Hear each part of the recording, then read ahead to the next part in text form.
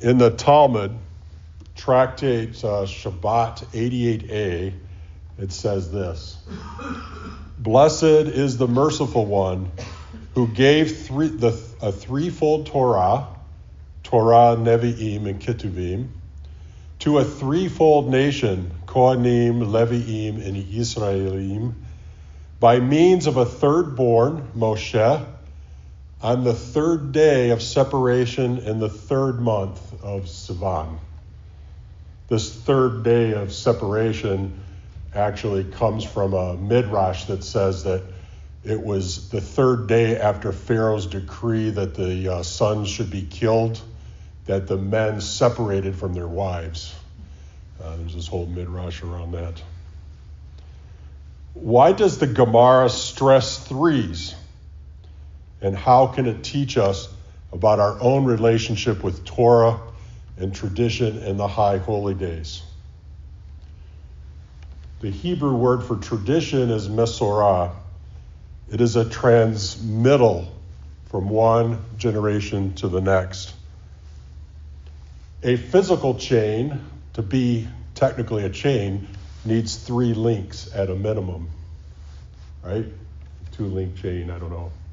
Maybe that's still a chain, I don't know. But 3, we're going with that. It's my midrash. Each of us is the middle link of that chain. We receive wisdom from our ancestors, from our family, from our rabbinic tradition, from the oral Torah, from the writings, and also the Bisera. But yet, we're not just receivers, we pass that on to the next link in the chain, to the next generation. When we roll the Torah scroll like we just did, we say in English, this is the Torah which Moshe set before the children of Israel according to the commandment of Adonai by the hand of Moshe. But when we sing the Hebrew, it actually says, we sing Torah tziva lanu Moshe morasha, that's that Misorah tradition right there, Kehilat Yaakov.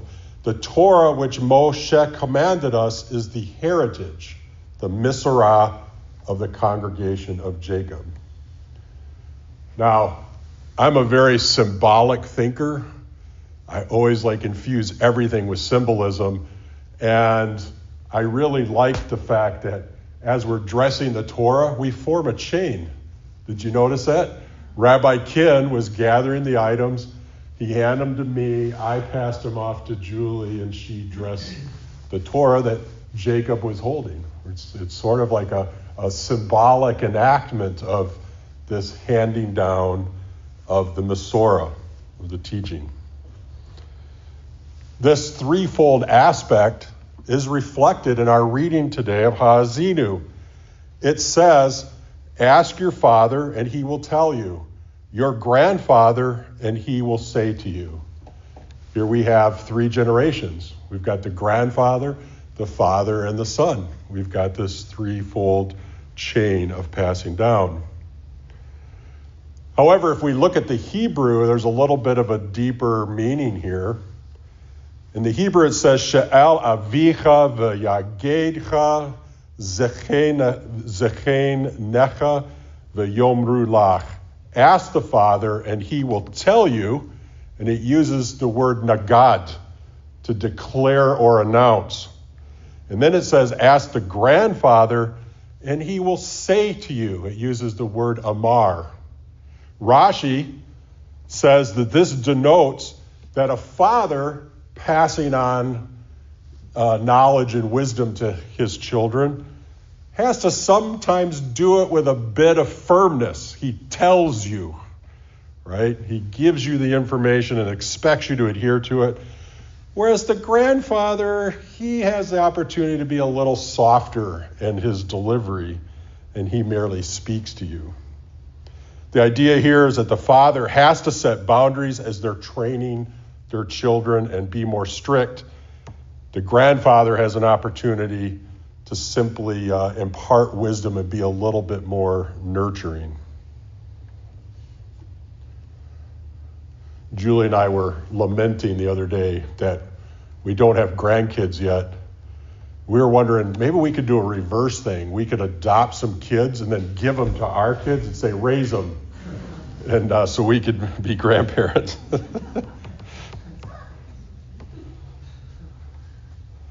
Sometimes we need discipline and structure to truly internalize something. But other times, softness and compassion is what we need to take in the lesson. Both modes are a useful way of transmitting the Masorah down the chain. We see this in the Kabbalah. There's a balance between this harder and softer approach. We have the Sefirot of Gevurah, which means like strength. That's sort of the firm, harder approach. And Chesed, which is mercy, compassion. But what the Kabbalists say is that it's the middle Sefirot, Tiferet, which means, Alan knows, beauty, right? There's a beauty when these two are in proper balance with one another. We see this in Yeshua's interactions with others. At times, he's embracing the leper, welcoming the tax collectors, and bouncing kids on his knee. And other times, he's flipping over tables, calling people whitewashed tombs, and he's telling his Talmidim they got to take up their cross if they want to follow him. Now, I told Jacob I had to work his trip into the sermon. So Jacob's been very excited about this trip, and he's repeatedly said, I'm not going to find myself, I'm just going to kind of learn more. He's like, I know who I am, and I'm just going to learn more and encounter more. But Jacob, you're a link in the chain. You're not just going to receive, but you can pass on who you are to the people that you interact with those Vikings over there in the land. Or maybe the polar bears in the Arctic Circle. What's that? Viking polar bears with lasers shooting out of their eyes. We are in the midst of the 10 days of awe, and it's during these 10 days that we can reflect on being that middle link.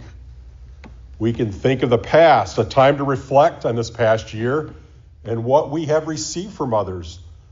What have we been taught, the values we've gained, the actions that have been performed. And then we can reflect on the present, on how have we embodied these teachings that we have received, and we can think about the future as well. What can we do to pass this on to others?